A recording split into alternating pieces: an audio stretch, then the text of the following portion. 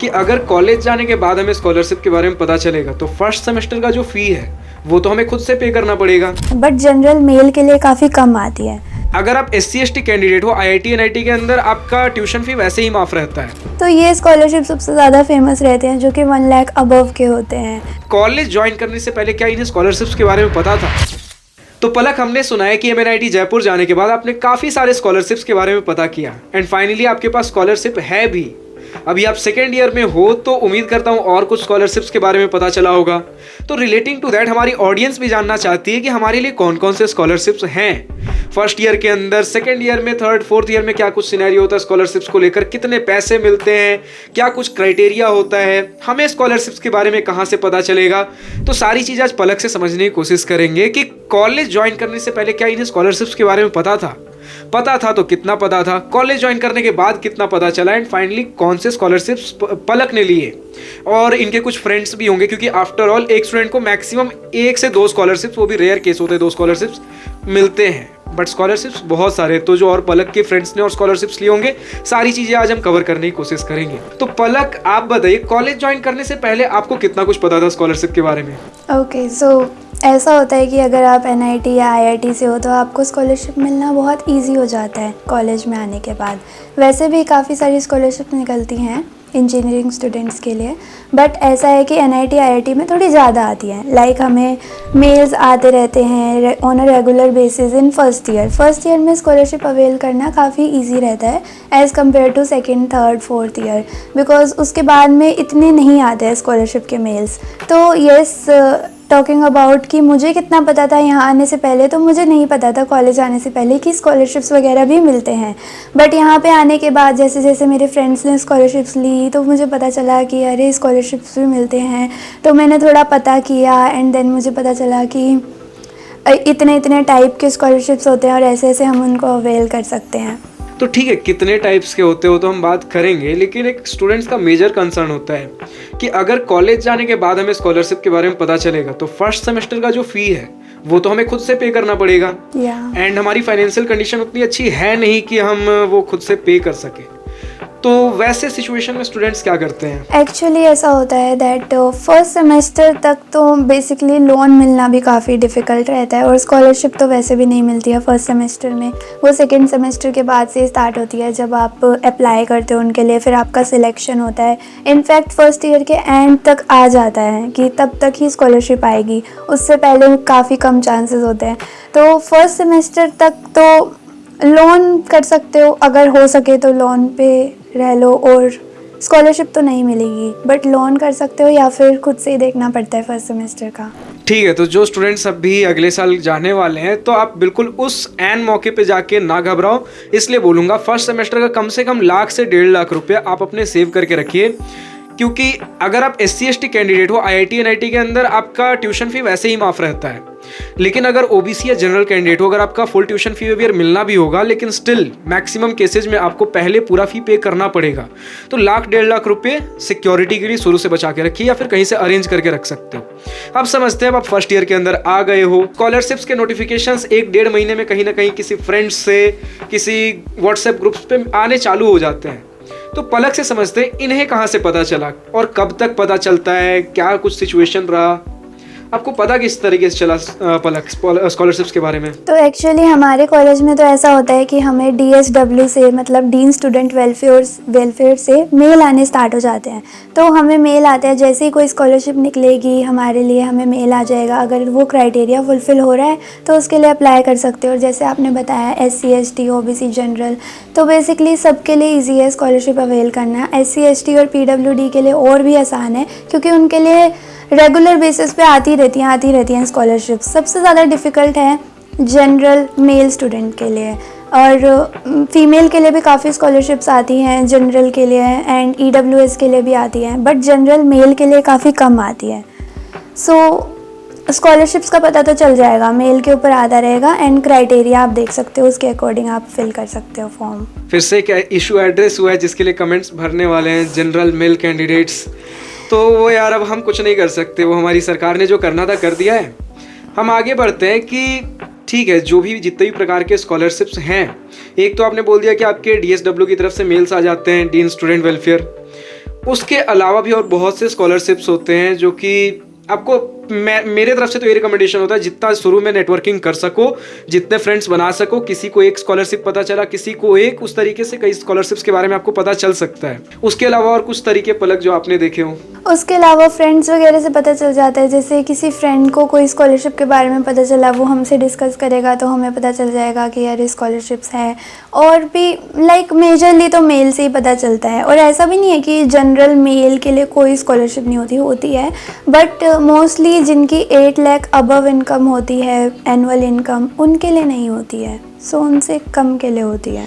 ठीक है, जो भी है, जिस तरीके के स्कॉलरशिप्स भी हैं, अब इनमें सबसे फेमस स्कॉलरशिप्स कौन से हैं? सबसे फेमस वो वाले स्कॉलरशिप्स रहते हैं जिनके अंदर, जैसे इन्फोसिस वगैरह की स्कॉलरशिप हो गई, तो इनके अंदर पूरा आपका एक्सपेंसेस भी कवर हो जाते हैं, बुक्स वगैरह का भी कवर हो जाता है, और पूरी फ़ीस भी कवर हो जाती है। तो ये स्कॉलरशिप सबसे ज़्यादा फेमस रहते हैं, जो कि 1 लाख अबव के होते हैं, बट वो फिर कम ही बच्चों को मिलते हैं। कम मतलब फिर भी अगर आपको अपने ब्रांच में बताना हो कि अगर 100 स्टूडेंट्स हैं, उनमें से कितनों को मिले होंगे? 100 अगर 100 के 100 ने अप्लाई किया होगा तो उनमें से 20 को ही मिलेगी। स्टिल फेयर इनफ नंबर, 20 बहुत होते हैं, क्योंकि स्कॉलरशिप्स की संख्या भी बहुत ज़्यादा है, मल्टीपल स्कॉलरशिप्स में आप अप्लाई करोगे। और ये जो आपने कहा कि एक्सपेंसेस कवर हो जाते हैं, किस तरीके से होते हैं? लाइक वो एक बड़ा अमाउंट शुरू में दे देते हैं, या फिर आपको अपना फी स्ट्रक्चर शो करना पड़ता है और उस फी स्ट्रक्चर के अकॉर्डिंग, आपके एक्सपेंसेस के अकॉर्डिंग पे करेंगे? ऐसा होता है कि कुछ कुछ स्कॉलरशिप्स के अंदर वो पहले ही फ़ी स्ट्रक्चर लेते हैं, जिनके अंदर मेंशन्ड होता है कि आपकी कॉलेज फ़ीस इधर से जाएगी, बट कुछ कुछ स्कॉलरशिप्स के अंदर वो कोई भी स्ट्रक्चर वगैरह कुछ भी नहीं लेते हैं, वो आपके सीधा अकाउंट में पूरे पैसे भेजते हैं। सो वो आपको जैसे यूज़ करने हैं वैसे करो। ठीक है, तो अब हर एक स्कॉलरशिप के बारे में तो बात करना पाना बहुत मुश्किल है, किस में कितने पैसे मिलते हैं, लेकिन ऑन एन एवरेज अगर पकड़ के चले तो कितने कितने अमाउंट मिलते होंगे? जैसे एक NSP स्कॉलरशिप होता है, उसके बारे में हम बात कर ही रहे थे, तो उसमें कितने पैसे मिलते हैं? या फिर उसके अलावा जैसे इन्फोसिस वगैरह आपने बोल दिया, इनमें लगभग कितने पैसे मिलते हैं हर सेमेस्टर या फिर हर साल? NSP वाले ही होते हैं। बेसिकली 2 टाइप की स्कॉलरशिप्स होती हैं, एक गवर्नमेंट एक प्राइवेट। तो जो इन्फोसिस या फिर एक PM यशस्वी भी आई थी, तो इनके अंदर क्या होता है, आपको 1 से 1.5 लाख अमाउंट मिलता है, बट जो प्राइवेट स्कॉलरशिप्स होते हैं उनके अंदर आपको कम अमाउंट मिलता है, लाइक 20,000 से 50,000 के बीच में ऐसे। एंड ये डिसाइड कैसे होगा कि मुझे गवर्नमेंट मिलेगा या प्राइवेट मिलेगा? कुछ एलिजिबिलिटी क्राइटेरिया? एक्चुअली ऐसा होता है, अप्लाई करते जाना होता है। आपने एक स्कॉलरशिप के लिए अप्लाई किया, वो आपको नहीं मिली, अब आप नेक्स्ट के लिए अप्लाई करोगे, वो भी नहीं मिली, तो फिर आप प्राइवेट की साइड ही जाओगे ना, जब आपके गवर्नमेंट वाली स्कॉलरशिप नहीं मिलेंगी। तो पहले तो वही ट्राई करेंगे कि गवर्नमेंट मिल जाए। हाँ ऑब्वियसली, बट ये मिली या नहीं मिली, इसका क्राइटेरिया क्या होता है? आपका मेरिट बेसिस पे होता है, कुछ इंटरव्यू होते हैं, क्या होते हैं? एक्चुअली काफ़ी सारे में ऐसा होता है कि आपकी CG देखी जाती है, उसके बाद में आपकी कैटेगरी देखी जाती है, उसके बाद में आपकी एनुअल इनकम देखी जाती है। लाइक इनका भी कोई एक बेसिस होता है, लाइक प्रायोरिटी होती है कि पहले ये देखेंगे, फिर ये देखेंगे, फिर ये देखेंगे, एंड जो भी इनको सेटिस्फाई ज़्यादा कर पाएगा उनको स्कॉलरशिप पहले मिलेगी। मतलब ऐसे प्रायोरिटाइज़ किया जाता है कि इसको मिलेगी, फिर इसको, फिर इसको, फिर इसको।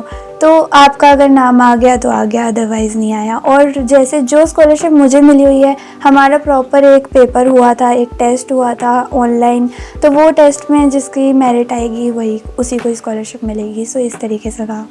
ठीक है, फिर भी अगर हम बात कर ले, अगर एक क्लास में 100 बच्चे हैं, 100 के 100 ने अप्लाई कर दिया, आप ही के कॉलेज के बारे में बात कर लेते हैं, उनमें से कितने स्टूडेंट्स को स्कॉलरशिप मिली होगी इन टोटल, चाहे वो अमाउंट 10,000 का हो या 1 लाख का हो? अभी मैंने आपको बताया NIT और IIT में स्कॉलरशिप्स बहुत ज़्यादा आती हैं, ऐसा नहीं है कि कम आती है। हर रोज़ ही मेल आ रहा होता है कि स्कॉलरशिप ये वाली, स्कॉलरशिप वो वाली, तो ऐसा कमी नहीं है स्कॉलरशिप की। बट जो general mail 8 lakh above income, उनके लिए थोड़ा प्रॉब्लमेटिक हो सकता है, तो उनको छोड़ के बाकी सबकी लगभग 90% की स्कॉलरशिप लग जाती है। अब कोई अप्लाई ही ना करना चाहे तो फिर क्या ही कर सकते हैं। मतलब मैक्सिमम केसेस में अगर आप अप्लाई करते हो आपको स्कॉलरशिप्स मिल जाएंगे, तो कंपटीशन इतना ज़्यादा नहीं है। हाँ, मिल कंपटीशन मुझे लगता है उससे ज़्यादा कहीं आपको प्लेसमेंट्स में होने वाली है।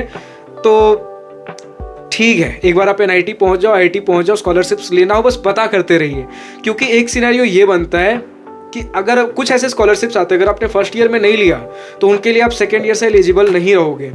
बट बहुत से स्कॉलरशिप्स होते हैं कि फर्स्ट ईयर में रह गया, सेकेंड ईयर में अप्लाई करिए, थर्ड ईयर में आप करते रह सकते हो, लेकिन कुछ ऐसे होंगे फर्स्ट ईयर में मिल गए तो मिल गए, अब उसके बाद अगर आपका CGPA मेंटेन होता रहा है, आपको हर साल मिलता रहेगा, वो एक बार का क्वालिफिकेशन क्राइटेरिया रहता है। स्कॉलरशिप का क्राइटेरिया रहता है लाइक कि अगर आपकी 7.5 किसी में 6.5 होता है, किसी में 7.5 होता है, तो अगर आपकी 7.5 से अबव CG है तभी आपको हर साल स्कॉलरशिप मिलेगी, अगर उससे बिलो हुई तो नहीं मिलेगी।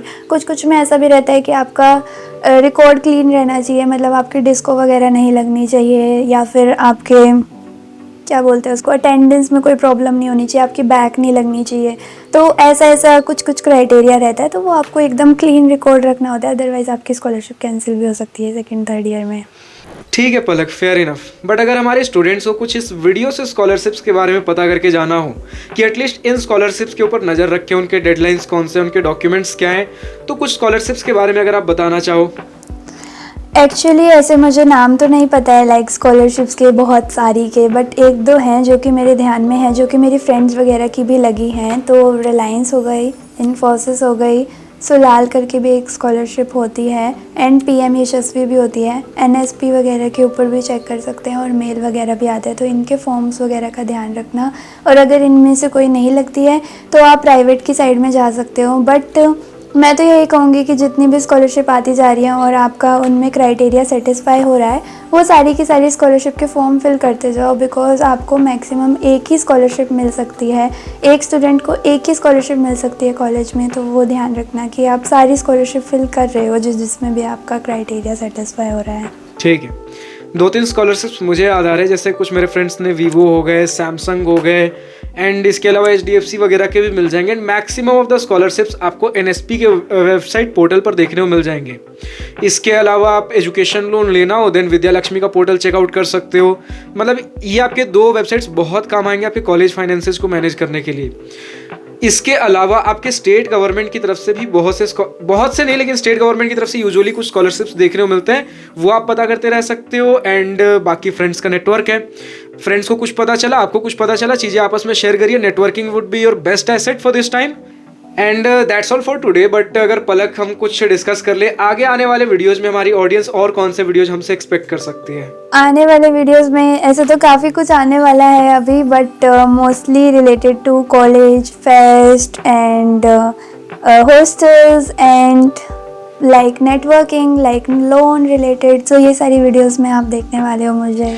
ठीक है, कैजुअल वीडियोस तो हम बनाएंगे ही बनाएंगे, जैसे लास्ट वीडियो हमारा गर्ल्स हॉस्टल था, लेकिन कुछ इन्फॉर्मेशनल वीडियोस जैसा अभी एजुकेशन लोन के बारे में बात हुआ, एंड नेटवर्किंग मेरा एक पर्सनल फेवरेट टॉपिक है, इसके ऊपर भी हम कवर करेंगे, जिस पे एक अच्छा एक्सपीरियंस पलक का भी रहा है। So that's all for today. आज की इस वीडियो में इतना ही। अगर वीडियो पसंद आया हो तो लाइक शेयर सब्सक्राइब बिल्कुल करिएगा, और अगर कुछ दिल की बातें, कुछ मन की बातें लिखकर बतानी हो या पूछनी हो तो कमेंट सेक्शन आप ही के लिए तो है। Thank you for watching this video. Good bye, nice day, wish you all the best for future, enjoy journey.